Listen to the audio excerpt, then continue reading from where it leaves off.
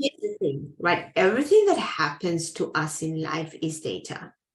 Whether we like what's happening to us or we don't, it's data. It is what it is, right?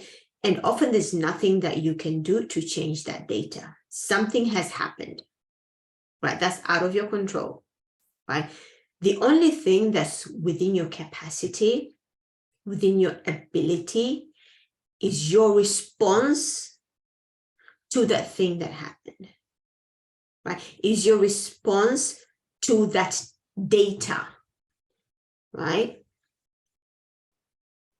And the only way that you're going to be able to respond to what's happened is if you allow yourself to process that data. A lot of us don't take time to process that data. I'll share with you an example.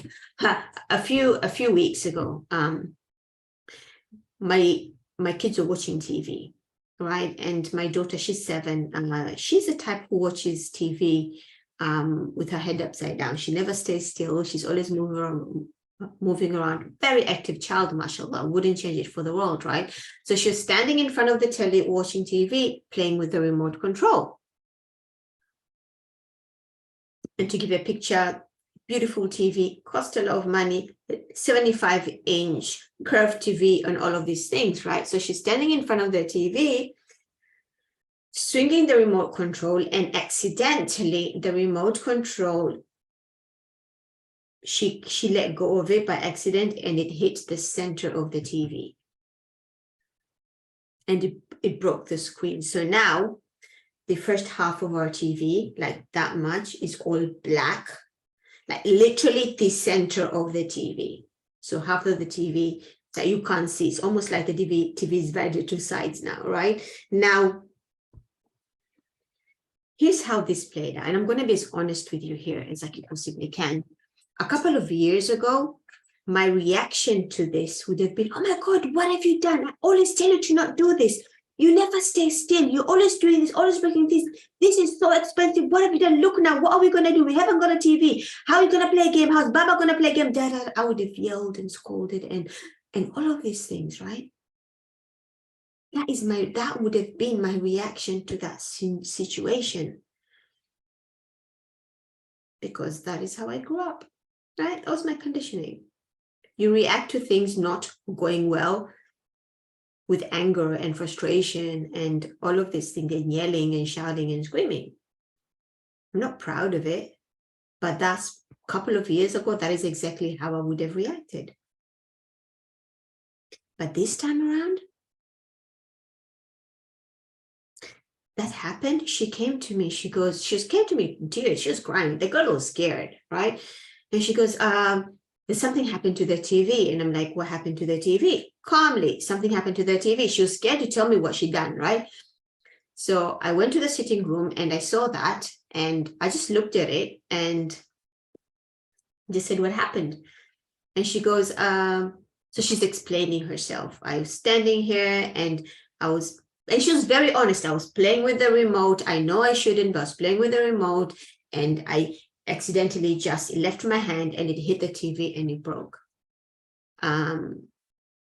And she said, I'm sorry, and all of these things. I was like, so it was an accident? And she goes, yes, I didn't mean to. I was like, okay. And then she looked, and I said, okay. And she looked at me, she goes, what does okay mean? I'm like, well, it was an accident. Things happen. Even if we don't understand it, why things happen, Allah has a reason to make this happen. Maybe he wanted you to break the TV so you didn't spend so much time watching it. That could be a good reason, right? And not just her, my eldest, my 2 older kids just looked at me, and it's almost like, who are you and what have you done to our mom? And for me, that was a really sad moment, because especially my eldest, right? Probably her experience of me through her upbringing was fear, right? Being scared to break things, like mom would yell and scold and all of these things. And this different response from me, because I processed that information this time around. It was an accident. There's nothing I can do about it. It's just a TV. My child is more important. This is what we tend to forget. Our children are more important than material things. We can always buy new things.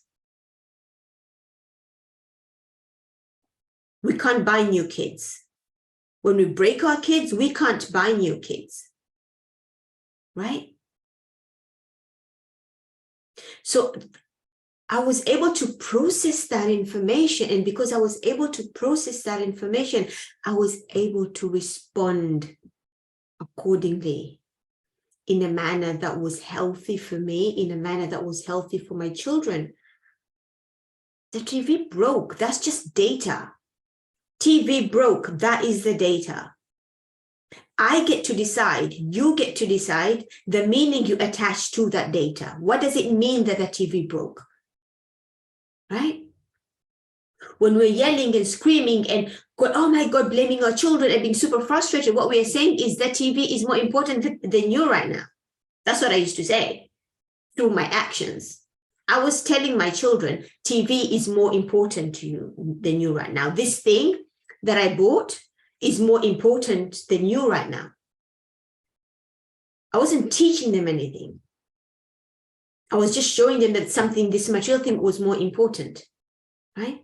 And we do this all the time because these reactions are, we probably have these patterns of behaviors from such a long time, and we probably see our parents react the same way. So we take in this conditioning, right? So when we talk about changing behaviors, we're not just talking about nutrition and fitness and losing weight. It's so much deeper than that. Because if you're reacting this way towards one thing, chances are you're reacting the same way towards so many other things. And this is where the whole idea around emotional eating and comfort eating comes into play, right? Because if you're tired and exhausted and stressed, right?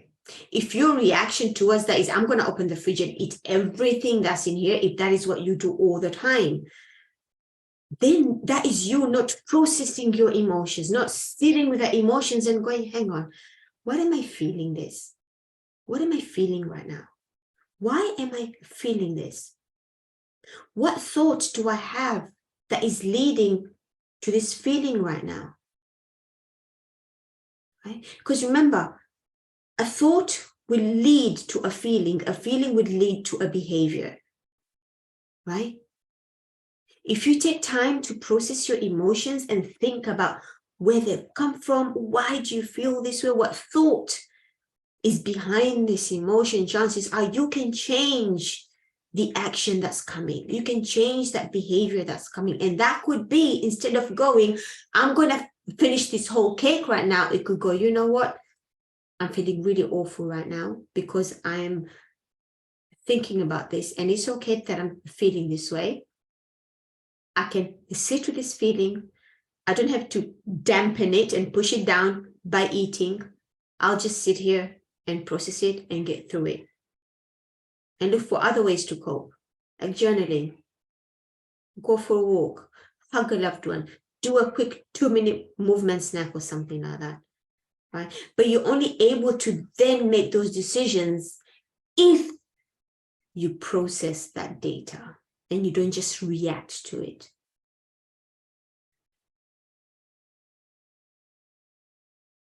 Right? And this is why we see this all the time as well. People with emotional eating and comfort eating, it doesn't matter how many meal plans you do. None of that is going to stick because your problem is not nutrition to begin with. Your problem is not nutrition to begin with. It's not that you don't know what to eat or how to eat and how much you eat. Yeah, a lot of people don't, which is fair enough, right? But the biggest problem for a lot of people is not looking deep enough to understand what is driving that eating. What is driving that overeating? What is driving that binge eating? What is driving that emotional eating? What is driving that procrastination? Right? I know exercise is amazing for me, and I know I feel amazing after I've done it, but why don't I do it? What is the thought behind that? What is the feeling behind that? We just want to focus on, oh, I need to go on this diet and that diet. Yeah, the sugar is a problem for me. I did it, or we create all these stories, right? But we fail to look at the biggest chunk of it, and that is, what are the drivers? If you can change the drivers, if you can change the foundation, if you can change what drives you to eat a certain way and move or not move, if you can change what drives you to yell at your kids and get angry and attaching data that happens to you in a negative way, if you can change those drivers, you can change the outcome, you can change the action, you can change the behaviors. But you cannot change the actions and behaviors without understanding what is driving those behaviors. Right? Life is happening to me. It's going to keep happening to me. Life is happening to you. It is going to keep happening to you. It's not going to stop. Today is this, tomorrow is that, day after tomorrow is that. That's not going to stop. Halas, that's just life. You can't control that.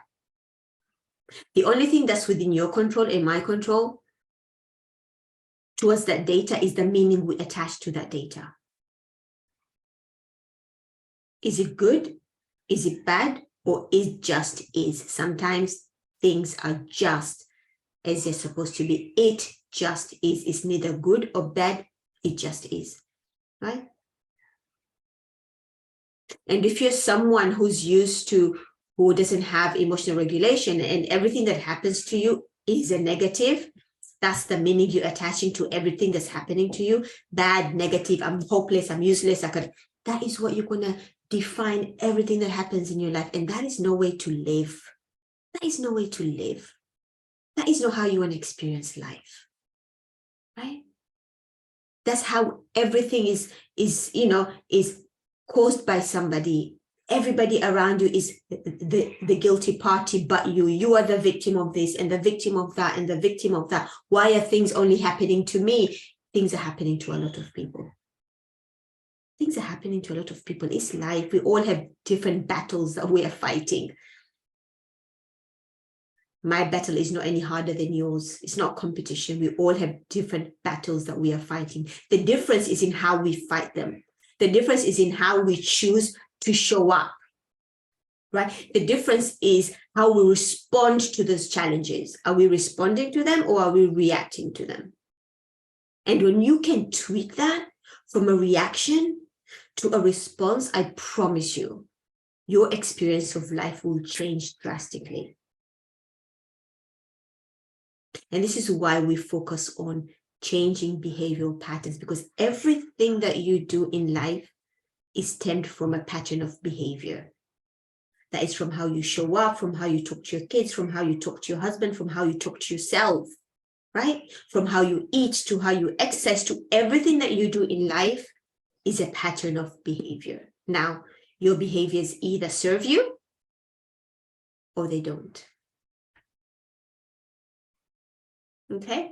If this landed with you, if this resonated with you, if you have any comments about this, I would love to hear it from you. Otherwise, I'll talk to you guys soon. Bye-bye.